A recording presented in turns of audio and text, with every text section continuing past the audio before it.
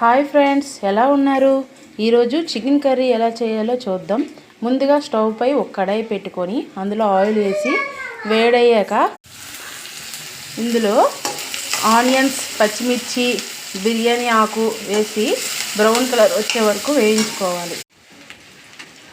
ఇలా brown colour వేగిన ఆనియన్స్లో టమాటా ముక్కలు,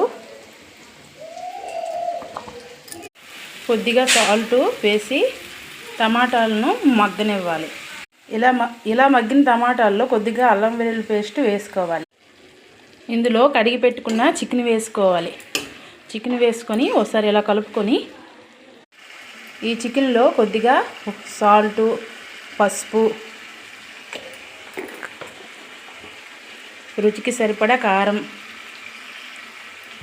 కొద్దిగా చికెన్ మసాలా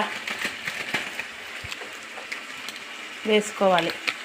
దీన్ని కాసేపు అలా మగ్గనివ్వాలి, వాటర్ ఇంకే వరకు. ఈ విధంగా మగ్గిన చికెన్లో కొంచెం వాటర్ యాడ్ చేసుకొని కాసేపు అలా ఉడకనించుకుంటే, ఇదిగోండి ఈ విధంగా దగ్గర అయ్యేంత వరకు ఉడికించుకొని స్టవ్ కట్టేసుకుంటే ఎంతో రుచికరమైన చికెన్ కర్రీ రెడీ అయిపోతుంది. అంతే ఫ్రెండ్స్, సింపుల్.